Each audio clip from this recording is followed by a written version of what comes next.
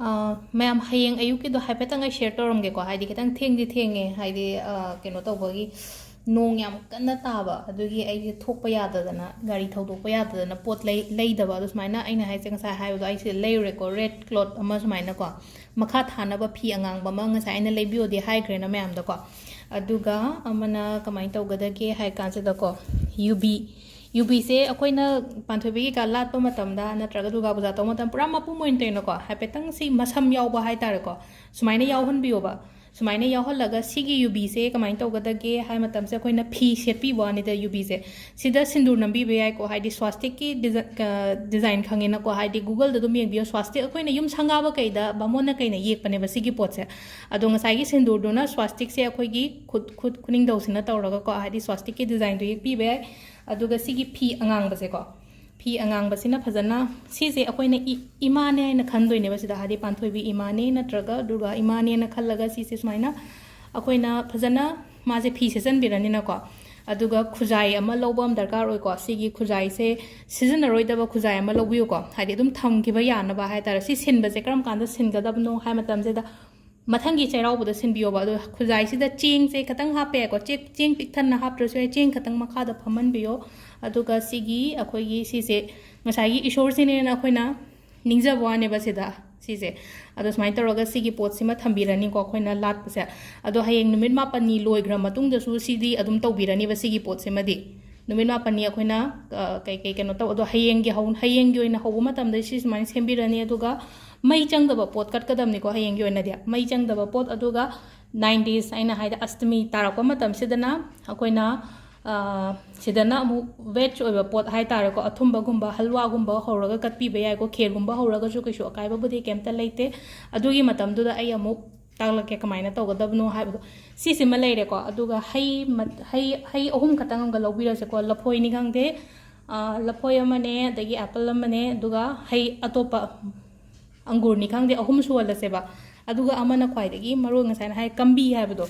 कंबी अचौबो थोइनाको मणिपुरददे कंबी अचौबदो ओइरसुयाइ नत्रगा सिगी size से ओइरसुयाइको कंबी सिदा अखोइ लेबाक खतंग पेकपीरसेबा लेबाक से खतंग साइगी चांगसिदा थंबिरनिको फौसेको फौसे यामे पैकेट से अना लौदुइसिदि खतंग खतंग सुदंग खतंगनिको हाइदि फौसे अना तिंगबिरमसेबा कैनोमदा को पात्रमदा तिंगबिरमो अदुगा हयेंगी नुमित सिगी फौसे हुनबा हाइतारे सिदा फौसे हुलगा फौसिगी मयोंदो कयाम चोंगके येंगोबा हाइदि अदुगी ग्रोथ तुना फजना लेरगा दिगो नंगी लाइफ ता हाइता हजिक लाकदोरि मतम था तरुक अमा तरेत अमा सिदा नंगोंदा अफबा मयाम अमा लाकनबगी दमकता हाइतारेको अदुगा ngसाइगी मार्च एप्रिल दा मुक सिनबा मतमदुसु अदुसु तौसेबा सिगी पोतसेको अदु सिगी सिदी कुइसिदि थंबिगदबा नतेको सिजे निमित मापनीदो लोइरा मतुंगदा सिजे इसिंगदा गैदा थादबिगेदमनेको अदु सिसे मसु तौबिरोको मैम तो मेन ओइना अइना सुम मैमदा खंगनिंगबसे सि अनि से खतंगने अतैदि दुम अखोइ नहांगै लाटपा दुमाइना चप मानना दुम लाटपे याइको हाइदि अइना थमनिंगिबा हैरा कैका अमा लेरेनाको अदुगा अमना फास्टिंग को हाइदि फास्टिंग तौबियो अयुक्तको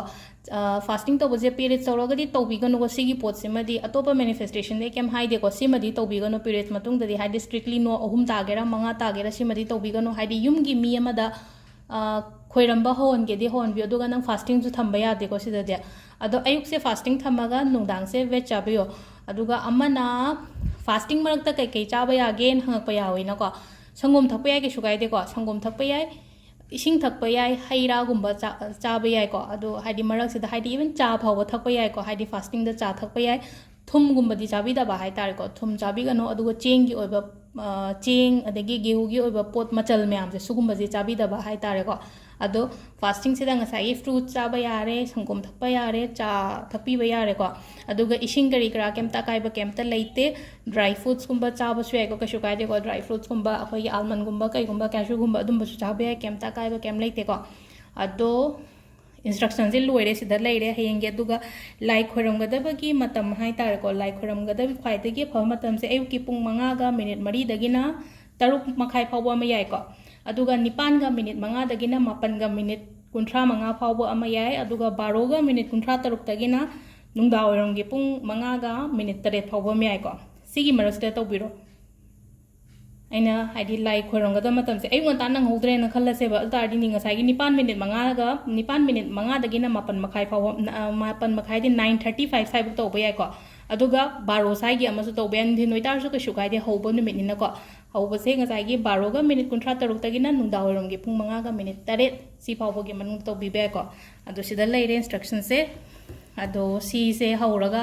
ꯑꯩꯒꯤ ꯂꯥꯏꯐꯇ ꯀꯩꯅꯣꯝꯃ ꯍꯥꯏꯗꯤ ꯀꯔꯤ ꯑꯍꯣꯡꯕ ꯂꯥꯛꯀꯦ ꯍꯥꯏꯕꯗꯨꯃꯁꯨ ꯌꯦꯡꯃꯤꯟꯅꯔꯁꯤꯀꯣ ꯑꯩꯅ ꯀꯩꯅꯣꯝꯃ ꯉꯥꯏꯔꯒ ꯂꯩꯕ ꯑꯩꯒꯤ ꯄꯜꯂꯒ ꯂꯩꯔꯤꯕ ꯄꯣꯠꯇꯣ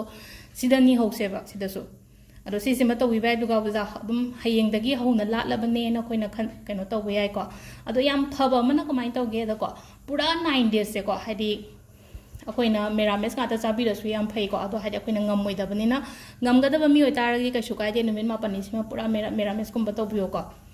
ngam ngamdre ngamdragana only first day ga last day ga dang tawbirase adu sida leire ngasigi video se